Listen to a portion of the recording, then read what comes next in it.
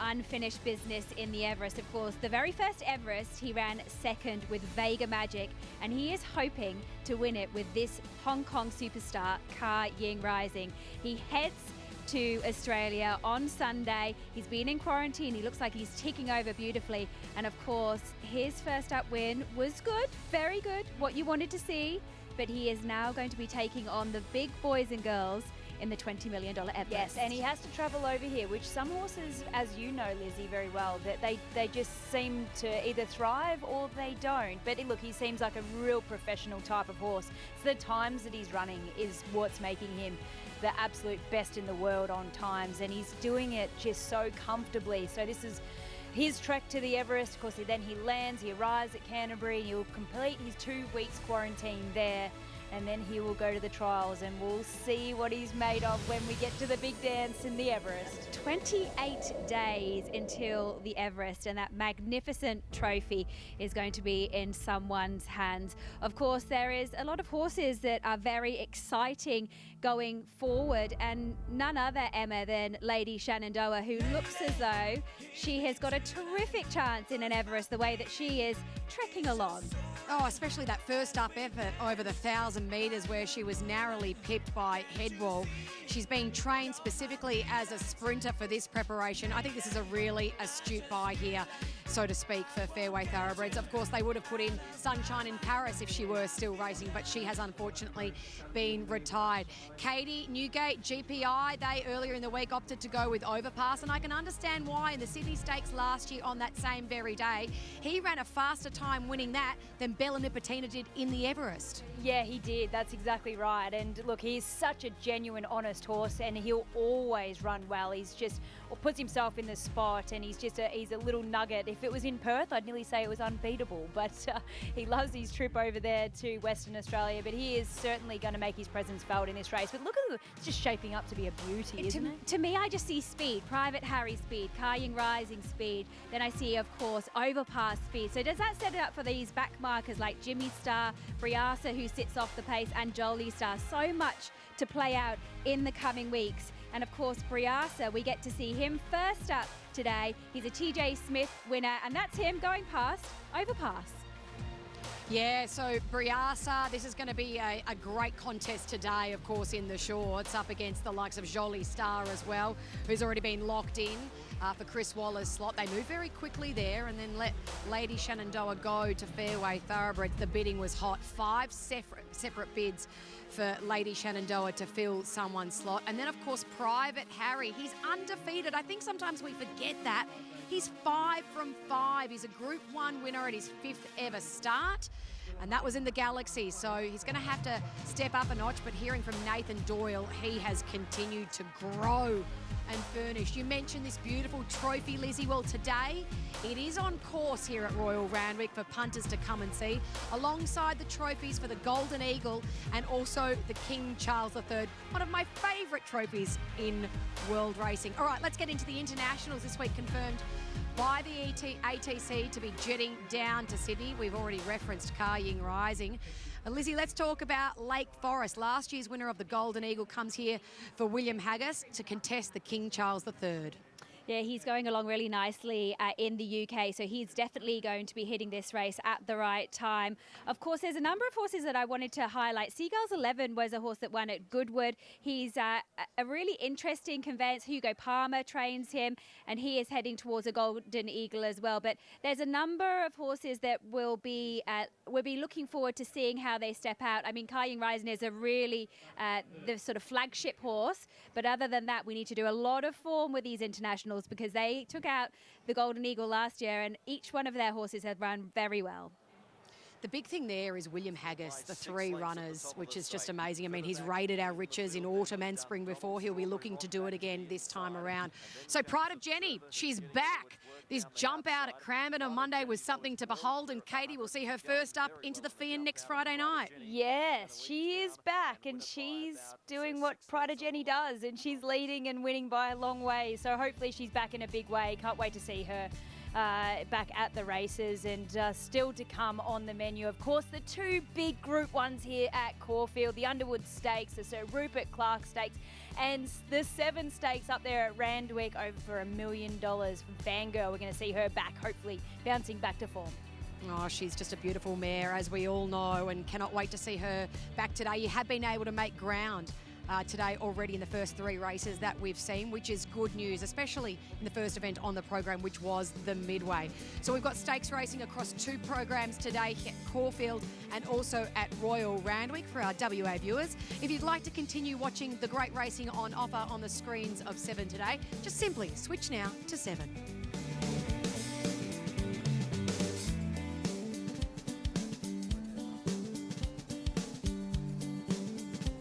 Welcome to our WA viewers joining us for the first time on 7 today. We have got stakes racing at 2 venues today, but highlighted by the 2 big Group 1s down at Caulfield, the Sir Rupert Clarke over the 1400 metres and the Underwood over the 1800 metres. Chris Waller has a great hand in both of those, particularly Angel Capital, the 4-year-old Entire who's looking for his first Group 1. Gay Waterhouse and Sir Delius on a path to the Cox Plate and then the Melbourne Cup. Another Will. We're hoping to see him bounce back today. I thought he was disappointing first up. Baroche for Craig McRae, the coach of the Collingwood Football Club, who has an unbelievable day today. Of course, trying to win a preliminary final and then also another Group 1. Plenty of people here on course today, taking in the sunshine of Sydney, but also all of the stakes racing on offer as well.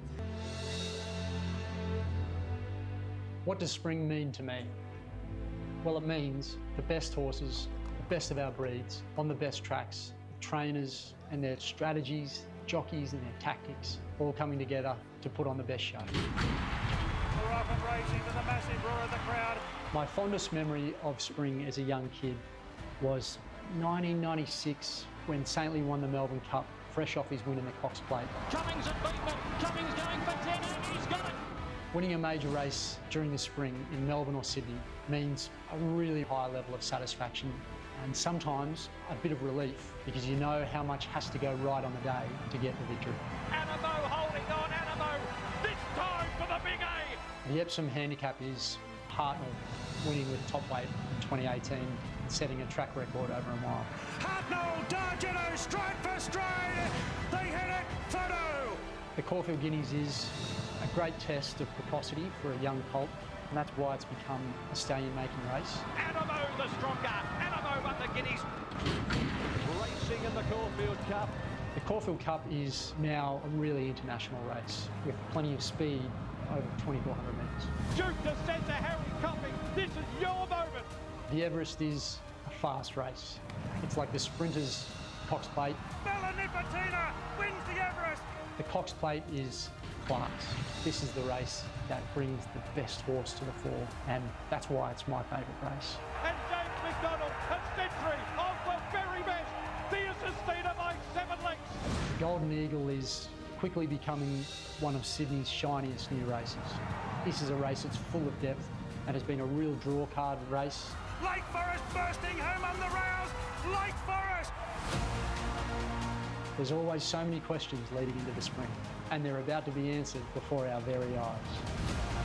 Champions are about to be crowned. Legends about to be made. And just like everyone watching on 7, I cannot wait to see how it unfolds. Let's go. My goodness gracious me, that is some sort of opener. I've got goosebumps for the spring ahead, but also very excited to welcome our newest member of the 7 racing team to the fold, one of Australia's best young trainers, soon to be in Hong Kong, James Cummings. Welcome to the desk. Thanks, Emma. Thanks for having me here. It's exciting to be a part of this, and I can't wait to see how the rest of this day unfolds. Not only is our team very excited, but hearing from a couple of young racegoers during the week, they were particularly excited to hear from you throughout the next few weeks because your insight will be absolutely invaluable. Absolutely huge because, you know, people of Hong Kong, they love to gamble. The only 2 forms of gambling is the horse racing and the English Premier League. The crowd, it's a very different atmosphere than what you'd expect in Australia. In Australia, it's a very social gathering. You know, people are there to meet people, dress up, enjoy the festivities, enjoy the races, have a little flutter. In Hong Kong, people are here to bet. Sunday at Sha Tin is business. You'll see a lot of people sitting around with their form guide around the parade ring, studying the horses, studying the racing. Here at Sha Tin on Sunday, they're trying to find a winner.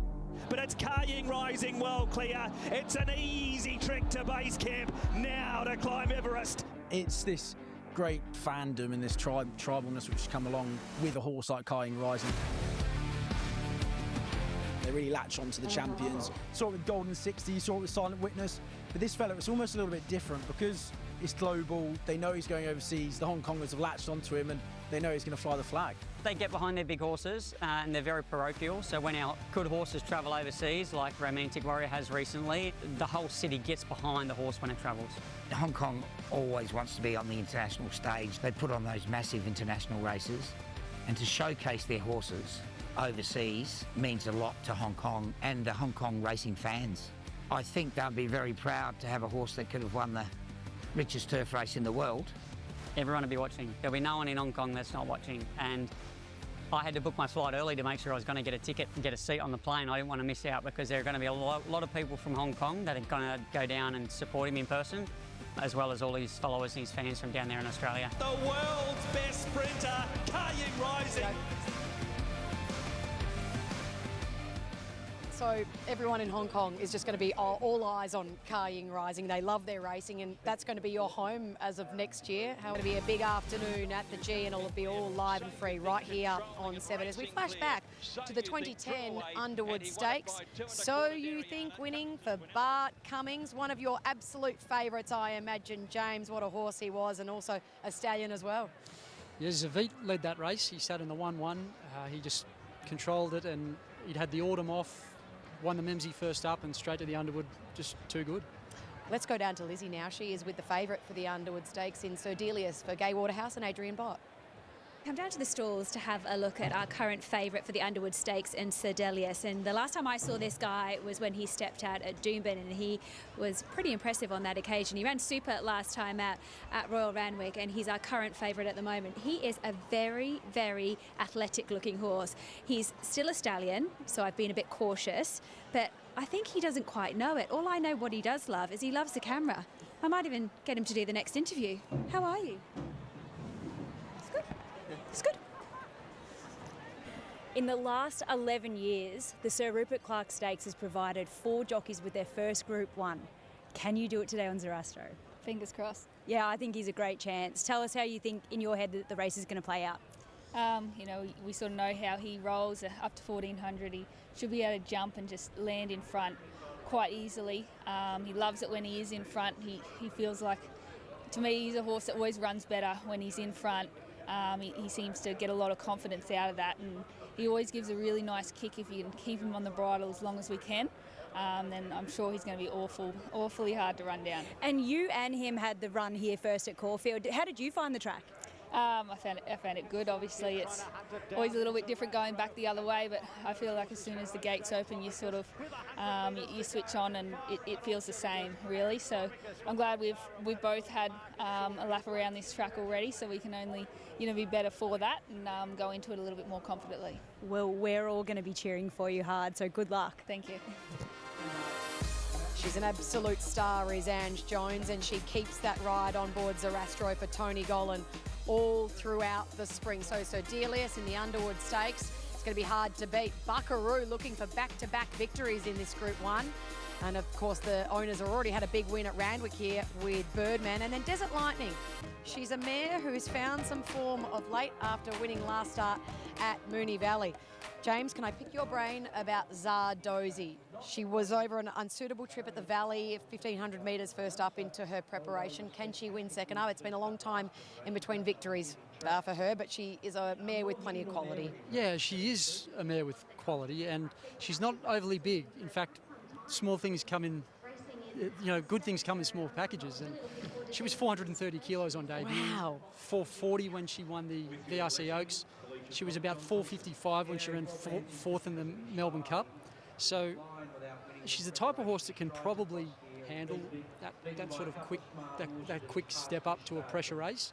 But you should expect this to be a pretty high pressure race, Underwood, this year. And if you flick back 12 months ago, the Underwood on this day provided the Quinella in the Caulfield Cup, a Melbourne Cup winner, and plenty of good form, like Pericles winning the 5 Diamonds, for instance. So lots of good form came out of the race. With your blessing, Group 1 time down at Caulfield, just around the corner, headlined by the Underwood Stakes and then the Sir Rupert Clarke as well. Let's take in some of the great history of the Underwood with Katie.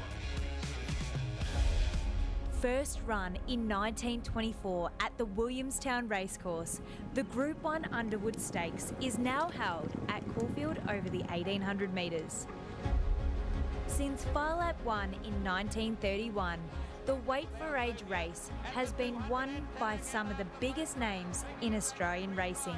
Bone Crusher the leader, Ed Telek challenging the inside, but Bone Crusher will win. He's hanging on and he comes away again to win a length to Ed Telek. It's long been a strong form guide for the spring majors. Northerly a neck in front. Northerly won it twice. Northerly sticks his head out and he wins. And in 2002, parlayed his Underwood win into the Caulfield Cup. Northerly beats Fields of Omar in a brand Caulfield Cup. Jearn followed up by winning the Melbourne Cup.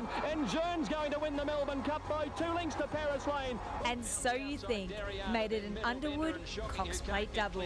So You Think controlling and racing clear. While the 2020 renewal provided one of the feel-good stories of the spring. And away they go. When the 9-year-old Blackheart Bart just in front of Homesman took out the race at odds of 100 to 1. Previous winners fight it out. Blackheart Bart turns back the clock. What a marvel! Just some of the notable winners of the Group 1 Underwood Stakes in years gone by. Could it be the day for Cliffy Brown and Sepples, who has been outstanding right down the bottom of the weights? Or what about Sir Delius for Gay as he plots a path to the Cox Plate? He was brilliant last time out, running third in the Memsey. Again, he fronts up in great order. You can see he's got a nice coat on him for this time of year, super fit, and he's got a lot of spring in his step. So for older horses, when they're walking around the yard, you want to see them with a bit of zest, and that's what he has.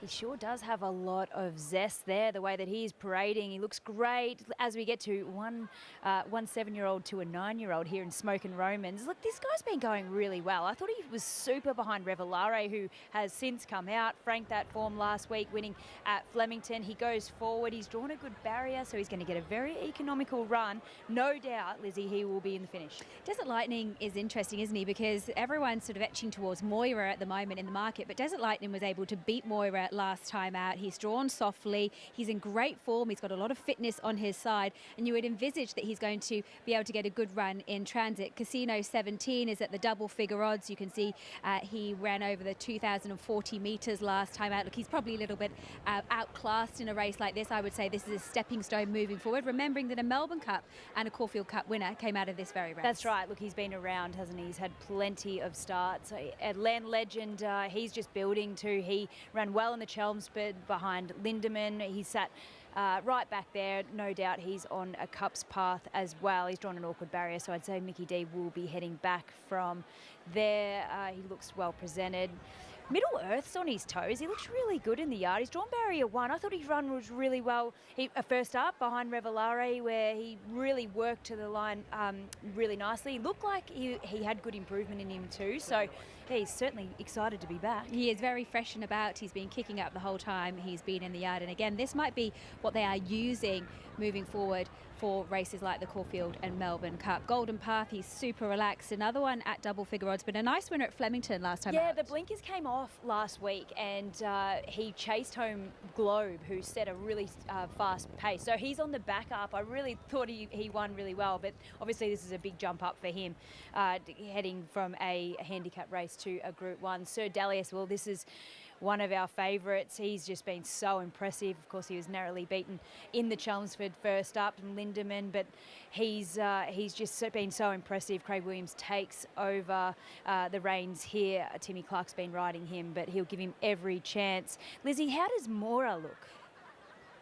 Well, Moira's had 2 runs in so far this preparation. She was excellent last time out when I thought she ran super at Moonee Valley. She gets back to Caulfield where she also ran really well in the Group 1, and I think that she's hitting this race at the perfect time in her prep. You can see she's nice and forward in condition. She's got a lot of athleticism on her side, and I think the horses that she has to beat are probably her stablemate, but she's looking just as good as him. Yeah, you can understand them being excited about her stepping up to the 1,800 metres, a Group 1 winner in the States. Talk to me about Zardozi, James. You've mentioned that she is a lightly framed mare, but she's one with plenty of talent, and Katie likes her today. Yeah, look, she was closing off nicely into 5th in the So You Think a few weeks ago. She was well suited in that race. Where's she going to get to from a tricky draw in a race with not much tempo? So Jamie Mellum to ride from gate 10 and a set there, Katie. So Ben Mellum to ride for Chris Waller, another one of these Yulong mares. She's 6 years old and she won 3 Group 1s in America. All right, let's head now to Felix von Hoffer, a market mover here for the Underwood Stakes. Of the Underwood. She looks in great order as Proved off having their first up runs. Who off the page, but it's going to be the top chance in Sir Dalius, $2.50 into $2.15. So some good support there for Sir Dalius, the favourite.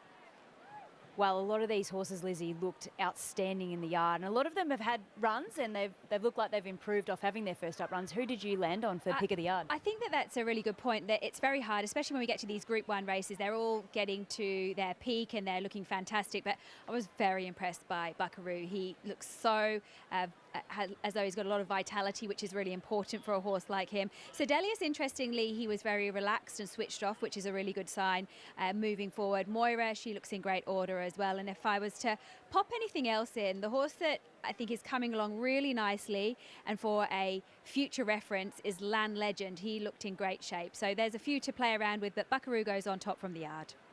Yeah, it's very interesting, and looking at a lot of these horses, you can make a case for so many of them, and it's a time-honoured race. James and Em, who do you like in the Underwood? I think Sir Delius will be hard to beat, James. I mean, he's just kind of taken everything before him here in Australia and only the couple of starts he's had. Craig Williams, no doubt, will give him a great steer. Buckaroo, last year's winner. And then you go down to your former mare in Zardozi. She hasn't won in a long while, but it's just the step up in trip. Is she a mare that needs cut out of the ground? Because we're up to a good 3 here at Caulfield today. Does she need softer conditions? Look, possibly. The thing is that she is a versatile horse. Look, she's nominated everywhere. She's in the Epsom. She's in the Melbourne Cup. She could just about do it all. So I suppose it's not a bad question you raise. You've got to also ask the Sydney visitors, Sir Delius. The Melbourne jockeys are not going to let Craig Williams in here so easily. He's going to need to cover a little bit of ground from that wide draw too. But Buckaroo was awesome in this race last year. There's not a lot of pace predicted on paper here, and there was a lot of pace in that Underwood last year. Lizzie, it's a fascinating edition of the Underwood.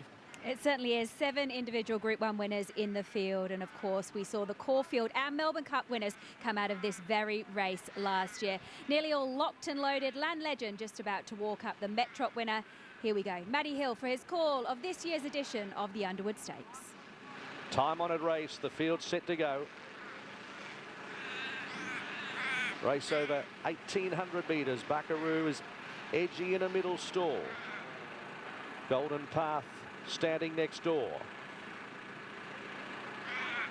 Ready, racing in the Group 1 Underwood, and Smoke and Romans towards the inside, ridden with aggression early. Moira's right up there on the premises, and also Desert Lightning and Golden Path from an outside alley. Behind those horses, Middle Earth 5th the inside. Sir Delius on the improve in the yellow jacket.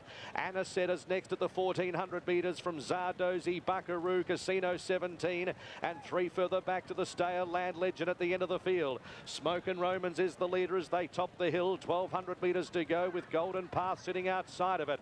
Desert Lightning gets a nice trail, a length and a quarter away, third in the box seat, and Sir Delius gets every chance. Fourth one off the fence, about 4 off the lead outside of Moira. 2 for the back is Middle Earth, and they were followed by Anisette, a couple of lengths to Zardozi. Then came Buckaroo, Casino 17, and Land Legend last of all. 900 metres to go. Smoke and Romans is the leader by 2 lengths and tries to extend that lead from Golden Path. They were followed by Desert Lightning, who's up on the steel at the 800 metres. They're 2 lengths Sir Delius, followed by Moira. 3 further back is Anisette and Middle Earth, and then came Buckaroo about to get going from Zardozi, Land Legend, and at the end Casino 17. So it's Smoke and Romans looking for some company now as they reach the 450 a length Golden Path. Desert Lightning's the first to chime in 3 wide. Sir Delius on its back around the corner. Moira's hit a dead end, and Buckaroo is starting to loop them around the turn at the 300. Desert Lightning, Golden Path together. Here's Buckaroo on the outside, and Sir Delius trying to come on. Buckaroo at the 200 metres goes to the front from Golden Path. Sir Delius, Buckaroo from Golden Path. Sir Delius lifting. Buckaroo just in front. Sir Delius wears it down, and it's Sir Delius. Sir Delius has just won from Buckaroo, Golden Path. They were followed by a photo for fourth, Moira Zardozi, then Desert Lightning, Casino 17. Smoke and Romans next, and they were followed by Anisette, Middle Earth, and Land Legend last. He looked gone for all money on the corner. He was as lost as anything, but he's found and found again. When Buckaroo's headed him in the straight, he has picked up another length. This is a really good horse, isn't he, Katie? He's a beauty, isn't he? He looked like Buckaroo had him on toast, and he just dug deep, and he's got a funny style about him. He's one of those horses that really needs to find a rhythm, and Craig Williams did that beautifully. He didn't panic, he jumped him out, he found his rhythm, he was wide, but then once the speed sort of was put on into the race with Smoke and Romans rolling along at fast tempo, he was able to just slot in with ease and put him to sleep, and that's exactly what he did. And I just love his tenacity late. Look at him pin his ears back and really knuckle down. And yeah, Gay Waterhouse on track today. She'll be absolutely thrilled with that. And how good is Craig Williams going, Emma? Oh, absolutely flying his second Group 1 in 2 weeks. James, I want to ask, if you trained Sir Delius, what would you have been feeling in the final couple of furlongs of that race? Because he looked like he was like, where am I? What am I doing? Well, if I trained Sir Delius, I would be very, very confident wherever I took him next, because he was absolutely lost at Caulfield. You could see from the draw, Craig Williams shrugging him along to take up that forward position. Smoke and Romans set that good pace, so a great position Craig was able to obtain in the running line. But Buckaroo made that lightning move. You thought it's a bit like the Underwood from last year. He's into the race. But Sir Delius was not to be reckoned with. He was prepared to shrug him off, and he comes away a very impressive winner of the Underwood. 2 wins from his 3 Australian starts. Here's Craig Williams. Yeah, we're getting there. We're just multitasking at the moment, doing a little bit of pony work as well. As Craig said, we need to get used to this, because this is a serious horse, and when the going get tough, the tough get going. Oh, that really describes him well. I can't wait to listen to Matt Hill's call, because, you know, I took on Buckaroo. Gay in a stable presented me a really nice horse today.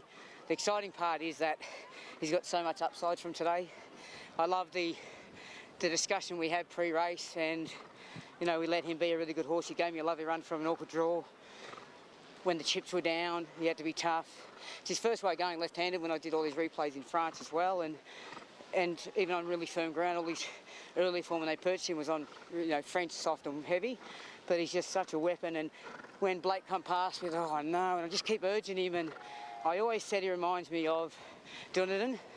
And that's what he's got, that great tenacity and great will to win, and he laid back his ears, and you know, we got the win today, so well done, buddy. We heard the crowd erupt. He's a quality horse with a big quality head on him.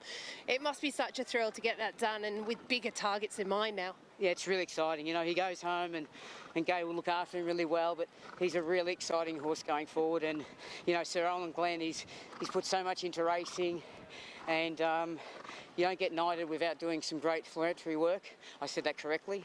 And so it's great that he can get the rewards he did. They did pay a really big sum for him and the other owners in the horse, but I can see why. He's a lovely, lovely horse. Well done, Craig. That's another Group 1 to add to your tally, and it was very, very well ridden. Well done. Thank you very much, Charlotte. amazing. Such a great job. He looked totally lost, but he was able to dig deep. He was in no man's land. He was caught one off the fence the whole way, couldn't get a position. I just loved the way he exploded through those horses. And did you see Craig smile? Oh, it was fantastic. It said everything, Lizzie. What's next with him? Oh, the world. The world? The world. Where else? One big race is the Melbourne Cup, first Tuesday in November. That's what I want to win. And he's just a horse with a great constitution and a good beautiful. mind. Got a real killer's instinct. No, he's great. Like someone I know. Well done. Great chat there with Lizzie and Gay Waterhouse, who's very excited about the prospects of Sir Delius going forward, Katie. So at this point, he's jumped only fairly, and he is sitting wide for the first part of the Underwood Stakes until he's roused up by Craig to try and find a position, but still 3 wide, but with cover. Yeah, but you know what? It's actually a funny camera angle. He actually began quite well. But the thing is that I want to take note is that Willow just absolutely didn't panic. He just sat there, found a rhythm. He did dig him up a little bit just to really say, right, I'm here, I'm going to put him right in a spot, which he did, James. But the thing is that I think, and for me, is that he switched off beautifully. Even though that he did try and razzle him up to find a spot, he switched off, and that's what good horses can do. Yeah, look, and aided by a good pace in the race from that perspective. But you're dead right. This horse is still putting it together, but he's all racehorse, isn't he? He's got a lot of potential to do more damage the rest of this spring carnival. I did hear during the week that Tim Clark declared that Sir Delius is the best horse he's ever sat on. Wow. I know that did upset a couple of punters like Adam Blencoe and Simon Donopoulos, who have great faith in hot Danish. They were a bit offended on behalf of the Les Bridge trained champion, but you know, Tim Clark's not down there riding the horse today, but he's a very good judge, Tim. He knows a good horse when he sits on one, and that is some accolade. So he's only had the 9 starts. This is his 5th win. He's a 5-year-old entire by Frankel. Obviously, they spent a lot of money to get him with the side of going to a Melbourne Cup. It's so Owen Glenn's big dream in life to win a Melbourne Cup, and off that, you would say that he's every hope in the world.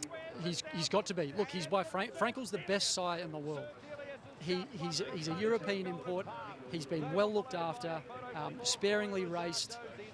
He's got everything that you would want as far as a recipe goes to have a horse perfectly prepared going into a Caulfield and Melbourne Cup.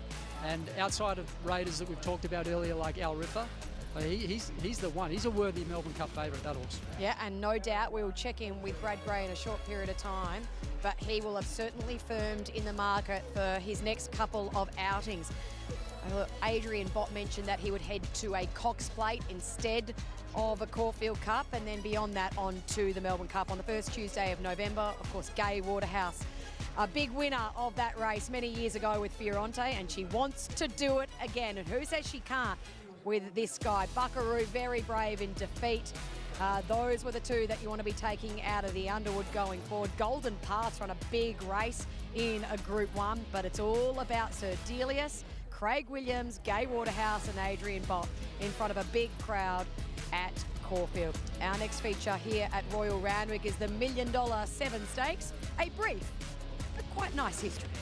Picked him up at the right time and threw him over the line. The Queen Elizabeth Stakes took some guts, and it was so a we've daring had ride the 2023 edition won by Think It Over, one of Nash Rawilla's favourite ever horses.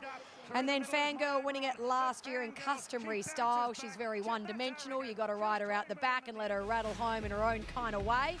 But she's looking to win another big feature event over the Randwick Mile, which she absolutely loves. Of course, a winner of the King Charles a few years ago.